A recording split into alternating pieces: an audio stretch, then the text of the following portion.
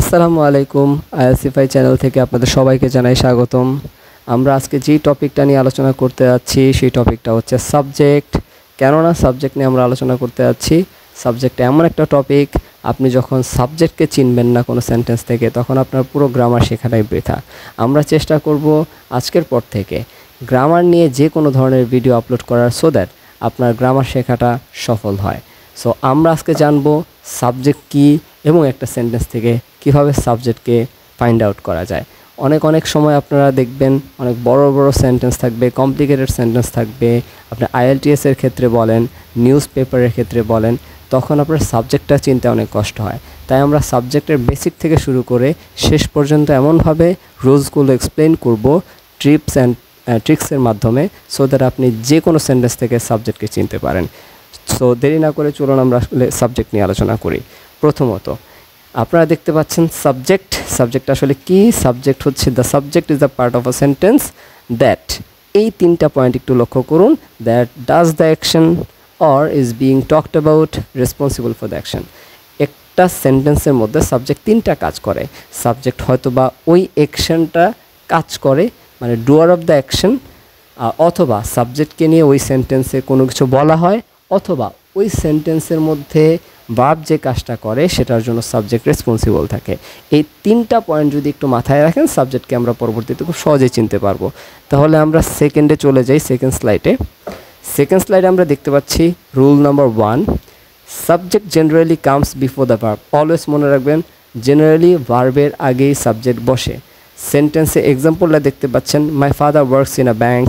এখানে ওয়ার্কস হচ্ছে ভার্বের আগে আপনার সাবজেক্ট বসছে মাই ফাদার, অ্যাজ ইন আপনার হচ্ছে সেকেন্ড সেন্টেন্সটাও দেখতে পাচ্ছেন। Rules number 2, there are exceptions for the subject can come after the verb such as in questions or sentences starting with there or hair.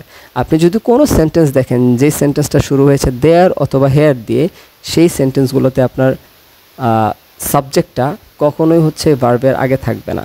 সবসময়ই মনে রাখবেন এই ধরনের সেন্টেন্সে ভার্বটা, সাবজেক্টটা আপনার হচ্ছে গিয়ে সেন্টেন্সের মধ্যেও থাকতে পারে, সেন্টেন্সের শেষেও থাকতে পারে। যেমন hair comes the bus, so বাসটা হচ্ছে এখানে সাবজেক্ট, এখানে ভার্বটা হচ্ছে মিডলে।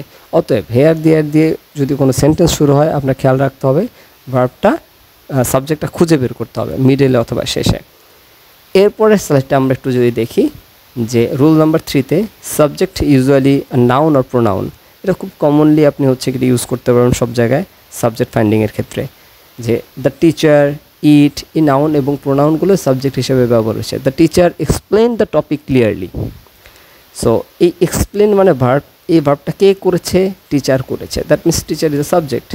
সো এগুলো ইজি আসলে রুলস। আপনারা যদি নেক্সট রুলটা দেখেন, noun clause can be a subject. এখন নাউন ক্লজটা কি? যেই ক্লজটা that, what, whatever, who, whether, how, why, etcetera, এই ওয়ার্ডগুলো দিয়ে যেই ক্লজটা শুরু হয় পুরোটাই হচ্ছে নাউন ক্লজ। যদি এমন কোনো ক্লজ দিয়ে সেন্টেন্স শুরু হয় তাহলে ওইটাই নাউন। সিম্পলি আপনি ধরে নেবেন ওইটাই নাউন। যেমন what she said surprised everyone. সারপ্রাইজটা ভার্বের আগে সাবজেক্ট বসে। এখন এই তিনটার মধ্যে কোনটা সাবজেক্ট আমাদের বুঝে নিতে হবে। হোয়াট দিয়ে যেহেতু শুরু হয়েছে, অতএব নাউন ক্লজ পুরোটাই subject. That the earth moves around the sun, এই সেন্টেন্সে দেখেন is a scientific fact. Is হচ্ছে ভার্বের আগে সাবজেক্ট বসে। এখন কোনটা সাবজেক্ট? এই পুরোটাই subject. That the earth moves around the sun, কারণ এটা নাউন ক্লজ। এর পরের রুলসটা দেখি, rules number 5, a noun phrase can be a subject. মাঝে মাঝে নাউন ফ্রেজও সাবজেক্ট হয়। এখন নাউন ফ্রেজটা কীভাবে আমরা চিনব? নাউন ফ্রেজটা কি? নাউন ফ্রেজটাই হচ্ছে নাউনের সাথে মডিফায়ার থাকবে, ওটাই নাউন ফ্রেজ। মডিফায়ার বলতে আপনার আর্টিকেল থাকতে পারে, অ্যাডজেক্টিভস থাকতে পারে, অথবা আদার ডেসক্রিপ্টরস থাকতে পারে। সো নাউনের সাথে যদি অ্যাডজেক্টিভ, আর্টিকেল, মডিফায়ার্স, ডিটারমিনার্স এসব থাকে, তাহলে আপনি বুঝে নেবেন যেটা নাউন ফ্রেজ, এবং এটাই হচ্ছে আপনাকে সিঙ্গেল নাউন ইউনিট হিসেবে চিন্তা করতে হবে যে পুরোটাই একটা নাউন, অতএব ওই নাউনটাই সাবজেক্ট। আপনি এক্সাম্পলটা দেখেন, the sound of the rain comes me. Come মানে ভার্ব, এখন এই ভার্বের আগে হচ্ছে আপনার সাবজেক্ট বসবে। তো এই যে পুরোটাই হচ্ছে ভার্বের আগে আছে, এখন পুরোটা কোনটা সাবজেক্ট?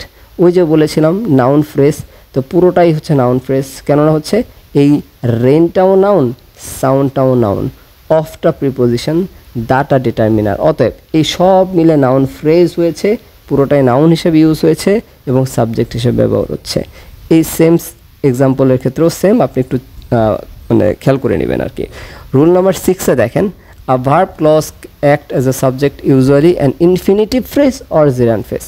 ভার্ব ক্লজও সাবজেক্ট হিসেবে ব্যবহার হয় দুই ক্ষেত্রে, একটা হচ্ছে ইনফিনিটিভ, একটা হচ্ছে জেরান্ড। আমরা সিম্পলি দেখি রাইটিং এসে takes time, swimming is a fun. So ওই সেন্টেন্সগুলোতে ভার্বটা কি, যদি জেরান্ড হিসেবে সেন্টেন্সের শুরুতে জেরান্ড থাকে ওইটা ভার্ব হয়ে যাবে, এটা হচ্ছে ভার্ব ক্লজের ক্ষেত্রে। আবার দেখেন to learn, to eat, to hit, to teach, এই যে ব্যাপারগুলো ইনফিনিটিভ হিসেবে ইউজ হচ্ছে ওগুলো হচ্ছে ভার্ব ক্লজ। সো ওগুলো আপনি সাবজেক্ট হিসেবে চিনতে পারেন। 7 একটা রুলস আছে, একটু কেয়ারফুলি চিন্তা করতে হবে। Ignore prepositional phrases, skip phrases starting with এই প্রিপোজিশন। এই প্রিপোজিশনগুলো দিয়ে যদি কোনো ফ্রেজ শুরু হয় সেগুলোকে আপনি কখনোই সাবজেক্টের ক্ষেত্রে চিন্তা করবেন না। যেমন the behaviour of the wild animals surprise the tourist. এই সেন্টেন্সে দেখেন the behaviour of the wild animals, of দিয়ে আপনি এই ফ্রেজটা শুরু হয়ে গেছে, অথবা এটা প্রিপোজিশনাল ফ্রেজ। এখন এই সেন্টেন্সের ভার্ব হচ্ছে সারপ্রাইজ, সারপ্রাইজের ভার্বের আগে হচ্ছে সাবজেক্ট বসে, এইখানে সাবজেক্ট থাকবে। The behaviour of the wild animals আপনার হচ্ছে সাবজেক্ট হওয়ার কথা। এখন সাবজেক্ট তাহলে কোনটা? অফ থেকে এরপরে যা আছে ওগুলো বাদ দিয়ে আপনি দ্য বিহেভিয়ারটাকে দেখবেন, কারণ এটাই হচ্ছে সাবজেক্ট, কারণ প্রিপোজিশনাল আপনাকে স্কিপ করতে হবে। এরপরে সেন্টেন্সটা দেখেন, the child of the front of the line was nervous. Was হচ্ছে ভার্ব, এর আগে হচ্ছে আপনার সাবজেক্ট হবে। এর আগে কি আছে? The child at the front of the line. এখন এই পুরোটার মধ্যে আপনার প্রিপোজিশনাল ফ্রেজ হচ্ছে অ্যাট থেকে শুরু হয়েছে। সো আমরা জানি প্রিপোজিশনাল ফ্রেজকে আমরা স্কিপ করতে হবে ভার্ব খোঁজার ক্ষেত্রে, অতএব দ্য চাইল্ড হচ্ছে ভার্ব। সো এই যে 7টা রুলস, এটাকে যদি আপনি একটু সিম্পলিফাই ওয়েতে একটু প্র্যাকটিস করে মাথায় কিছু কিছু নিজের মতো করে এক্সাম্পল দিয়ে প্র্যাকটিস করেন, অবভিয়াসলি আপনি সাবজেক্টটা ফাইন্ড আউট করতে পারবেন। এই 7টা রুলসই আপনি যত বড় বড় সেন্টেন্সে হচ্ছে কি আপনি পড়েন না কেন, IELTS এর ক্ষেত্রে বলেন, যে কোনো ক্ষেত্রে বলেন, আপনি 7টা রুলসকে যদি হচ্ছে ঘুরিয়ে ফিরে চিন্তা করেন, এর মধ্যে আবার কিছু কমন রুলস আছে, যেমন ভার্বের আগে বসবে নাউন অথবা প্রোনাউন হইতে পারে, তখনই আপনি সাবজেক্টকে ফাইন্ড আউট করতে পারবেন। So in this slide there are 10 questions for your preparation or practice. I believe আপনারা এই সেন্টেন্সগুলো থেকে সাবজেক্ট ফাইন্ড আউট করতে পারবেন। একটু নিজেকে ইভ্যালুয়েট করুন, চিন্তার কিছু নেই। নেক্সট স্লাইডগুলোতেও আপনার আনসার দেওয়া আছে। সো বন্ধুরা, পুরো ভিডিওতে আমার যদি কোনো কিছু ইমপ্রুভ করার দরকার হয় সেটা অবশ্যই আমাকে কমেন্টে জানাবেন, বা কোনো টপিক নিয়ে যদি আমাকে নেক্সট ভিডিও করতে হয় সেটাও আমাকে জানাবেন। যদি আমার এই ভিডিওটা ভালো লেগে থাকে, অবভিয়াসলি আপনার কোনো উপকারে এসে থাকে, তাহলে অবশ্যই আমাকে like, comment, share and subscribe দিয়ে পাশে থাকবেন। See you next time. Thank you so much. Bye by.